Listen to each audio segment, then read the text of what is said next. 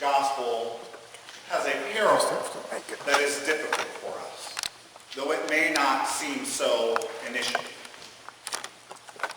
It's difficult for us, and it's difficult for us to grasp how difficult it is because the translation we use doesn't quite pack the same punch. And that's a joke you will understand in just a little bit, I promise. The Greek word, which I forgot before the 8 o'clock service, and I did not have time to look it up between services, so I'm sorry I can't tell you what the Greek word is. But when the unjust judge says that he's worried about this widow wearing him out, a better translation is he's worried that the widow is going to give him a black eye. So now you understand that joke earlier. He's so concerned at his perpetuating of injustice with this widow that he fears he's going to get a black eye if he keeps resisting her. And that is the relentlessness that we are told to come to God in prayer. We are to fearlessly and fiercely contend against injustice daily. And that's a hard thing for us. But that's what this parable is really about.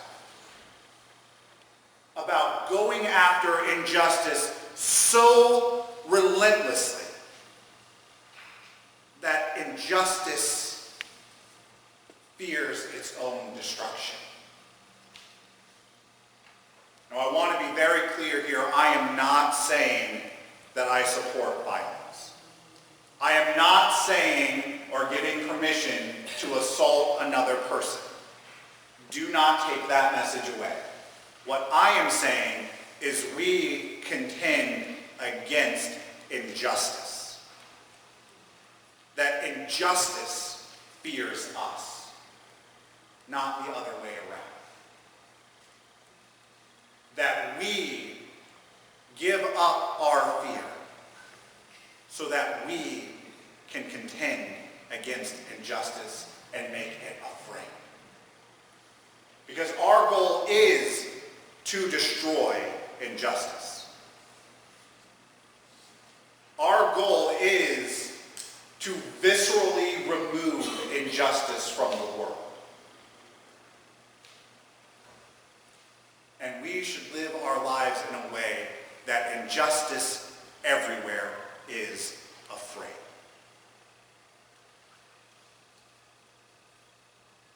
It's so easy to not take that route. It's so easy to sit here comfortably in our pews and talk about how we're against injustice and it's such a bad thing. But once you walk out these doors, it becomes real. The work becomes difficult. Because Jesus does not call us to an easy life. Jesus does not call us to live in comfort in this world. Jesus does not call us to just enjoy the nice things. Because the reality is, injustice is thriving in our world today. It's thriving here in our city. It's thriving in our state. It's thriving in our nation. It's thriving in the world. Everywhere in this world, injustice is thriving because you and I have remained silent. And that's a hard message. That's not the message we want to hear. Because we like our comfort. We like to know that we are okay and doing the right thing. But the message we are given in the gospel this morning is that we cannot stop the fight against injustice. We cannot stop in praying to God that justice will be served. We cannot stop. Because if we stop, we lose the fight. If we refuse to start fighting, we lose the fight. We remember the immortal words that were said, injustice anywhere is a threat to justice everywhere. The justice you and I have means nothing if there are people who still suffer injustice. The comfort that you and I enjoy means nothing if there are people out there who are still uncomfortable. The privilege that we have means nothing if there are people who are oppressed. So we must seek justice at all times, in all places. And it's especially hard because the justice that God offers is not necessarily the justice that we want. Because the justice that God offers is not vengeance. It's not those people getting their comeuppance. Justice in God's eyes is every single person being seen for who they are.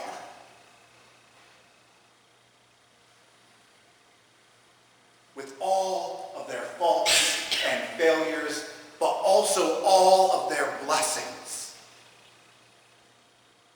It's seeing that they are a creation of God and a child of God. And every single person knowing that yes, they are loved. Yes, they do have a place they can call home. That yes, they will be brought in to the presence of God where they can fully know and be fully known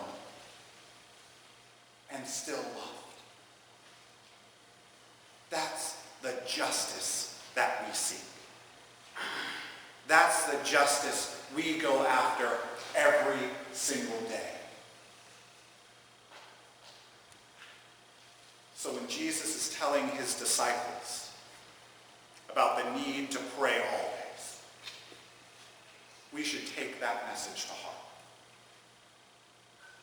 Take the message to heart that when we wake up in the morning, we should say to ourselves and to God, today I'm going to seek out injustice so that I can fight against it.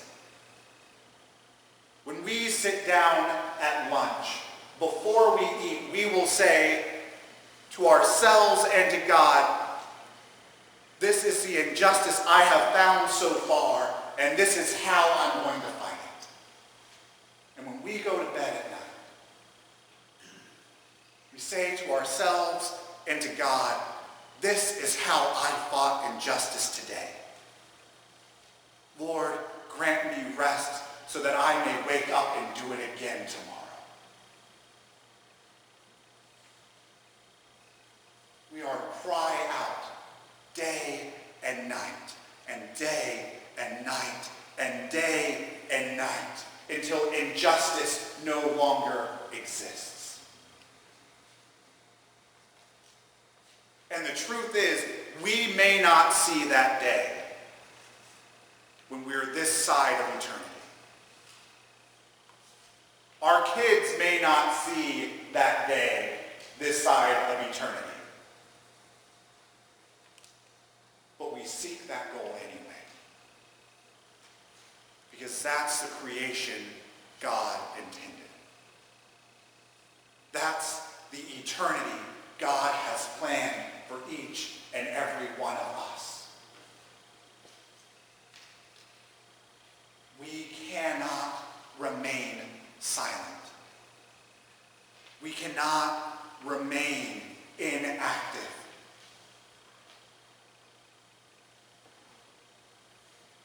We have to relentlessly, prayerfully contend against injustice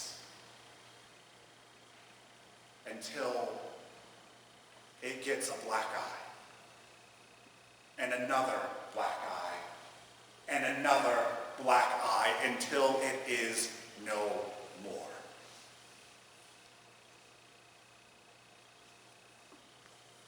Our brothers and sisters in the world are hurting. Our brothers and sisters here in this building at this time are hurting. Hearts are already broken. And there is a fear among them that they may be broken beyond repair. It's up to us to fight on their behalf. It's up to us to shine the light of God's love and repair the broken hearts of this world. And we've got to do it through more than just talk. We've got to do it through more than just kind words. We have to step out of our own comfort. Let go of our own fear. Get away from what we think of as our own safety. And put ourselves on the front line. Because so many of us have been there for so long, we don't know how much longer we can take it. And we need you to be our relief. We need you and me and all of us who call ourselves disciples of Jesus to get out of our pews and say enough is enough.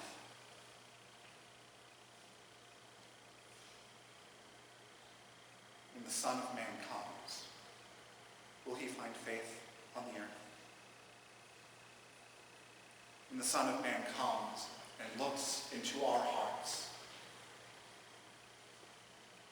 will he find that we had faith to trust that God would fulfill the promise God made? To have an eternal home for us, despite what this world does. When the Son of Man comes, will he find faith?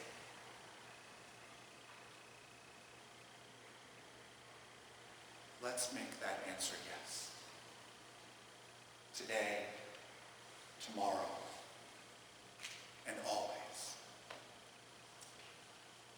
Because it's not just lives that are at stake, but souls, hearts, people we know and love.